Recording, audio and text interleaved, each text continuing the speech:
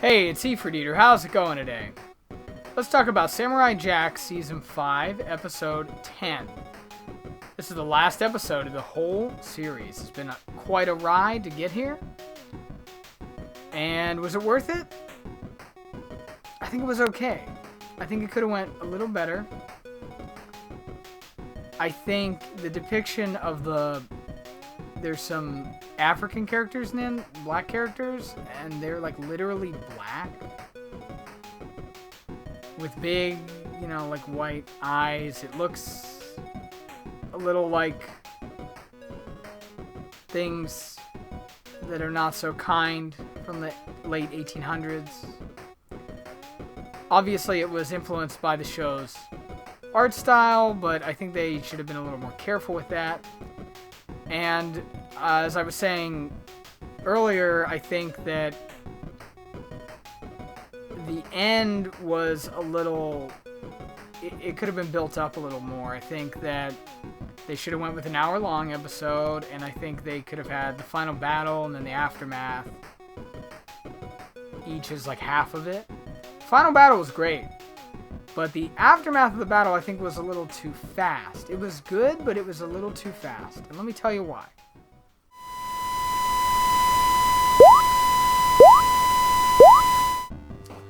So, we have Aku has captured Jack in the last episode, and all of the people of the world see it on their TV that Jack has been captured.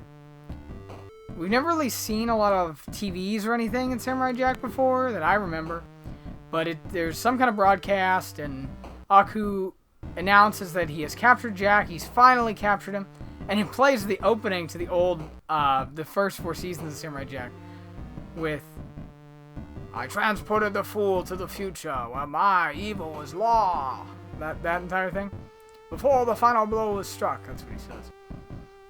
Anyway, so he plays that, and he's carrying out like, I'm going to execute Jack. And we see all of Jack's friends watching it. The Scotsman and his daughters. The dogs from way back. The dogs he helped, who were like engineers. There's the jump good guys. There's the robots that are like these, also like engineers. There's the ravers. There's the... I don't know. We see some of them later, because what happens actually is they attack as Jack is about to be executed. But Aku is sort of done in Aku, and he's thinking about what weapon should he use. He's like, should I do this? Should I do like that? Should I do this? I'm not Aku, so I can't morph my hand, but he morphs into like different pole arms and axes and spikes and stuff. Strange, demonic weapons we've never seen on this earth. And while he's screwing around with that, he decides to have Ashi kill him, who's still under his control. And she's about to do it. She gets like a more simplified one, and then Jack's friends all attack. And like I said, the Scotsman and the dogs and the robots. There's the 300 are there. Everybody's shooting at Aku. The archers. He's getting all these arrows in his eye, but he's not really getting hurt. They can't really hurt him. They don't have a magic sword. Anyway, it cuts to Jack, and he is escaping from Ashi. He's trying to dodge all around her. And it's looking bad. The Scotsman uses his magic bagpipes. And he's able to knock Aku back and knock Ashi back. There's a small scene where Jack and the Scotsman reunite, which I thought was good. That was it was funny, and it was a little bit sad. Jack is sad that he's dead. The Scotsman's dead, but the Scotsman isn't really too upset. He says, well, kind of. I'm alive by Celtic magic. He says, I gotta introduce you to me daughters. And then he lists them all, and it shows them all, each in this little window. And that's great. He tells Jack to pick one to marry, and Jack is like, no, I found someone. Originally, he's like, what? You're doing me a dishonor. And he's like, no, I have someone. He goes, what? And he says, her. And he's like, oh, I don't think she's your type, because Ashi's trying to kill them. But Jack eventually gets absorbed by her, and he's struggling to not be consumed by Aku's darkness that has consumed Ashi. And she is doing the same. And he tells her, I love you. And he gets thrown out of there, and she gets thrown out of there. And she becomes like herself again, but she has the black body again. And this makes me wonder something, because now she has all of Aku's abilities, which she doesn't seem to notice. She's like, is doing it, and then Jack kind of points out, like, you have Aku's abilities. And she's like, oh yeah, wow. And she grabs the sword and gives it to Jack. And so Jack's gonna take Aku down. Aku makes a bunch of these, like soldiers of himself, like smaller versions. They're fighting against 300. A lot of the dogs are destroyed. Those robots make a giant, like, robot golem that fights Aku. They rip his horns off, which is awesome. But he destroys a robot. The Scotsman's doing okay. Basically, what ends up happening is Ashi uses Aku's power to make a time portal, and they go back to the time when Jack was about to finish him off.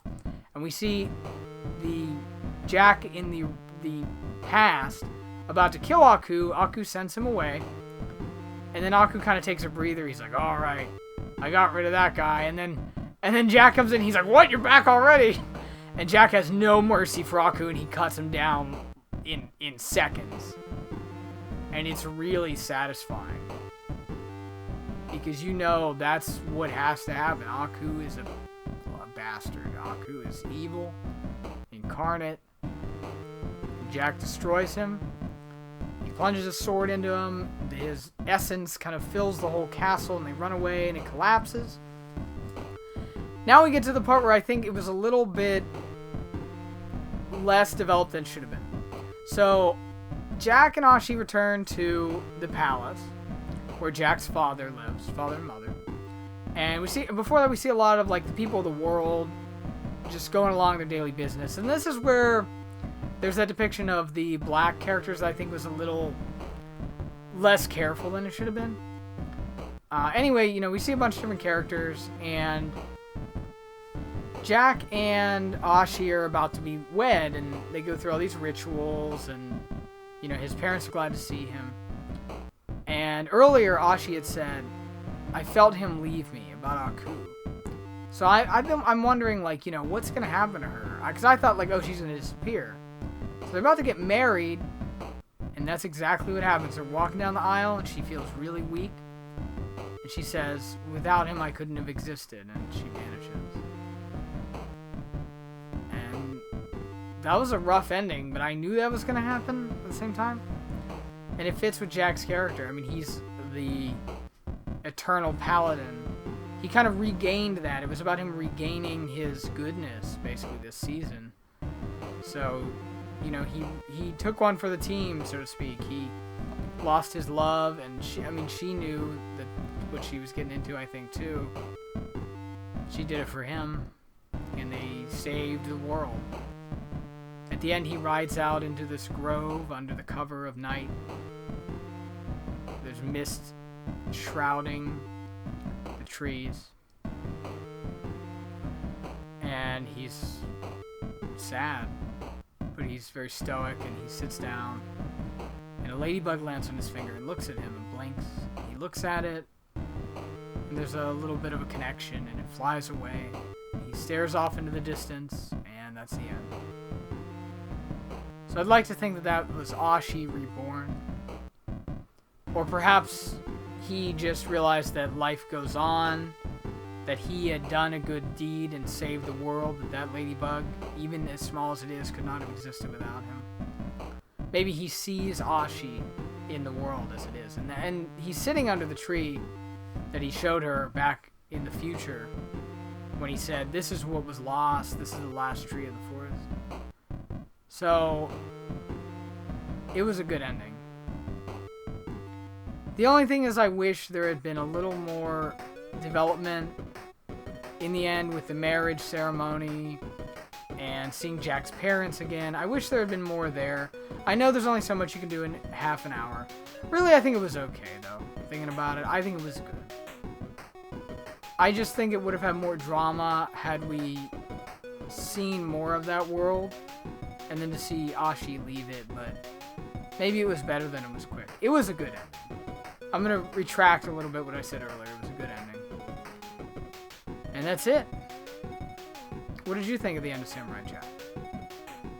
Let me know in the comments below. Don't forget to like, subscribe, and share, because I'll be back with more things about video games and stuff I've purchased and whatever else seems interesting at the time. There'll be no more Samurai Jack, so this is the end of this series, both for me and for Gendy Tartakovsky, Phil Lamar, and the rest of the crew there. Cartoon Network and Adult Swim. Thanks for broadcasting this show. Gendy Tartakovsky, again, thanks for doing this. He's one of my favorite animators. I always loved Dexter's Laboratory when I was a kid. It's nice to see this get a proper ending. Anyway, we'll see you next time. Like I said, don't forget to like, subscribe, and share. I have about 2 or 3 videos a week. And we'll see you around. Have a good one. See ya. Always do what's right.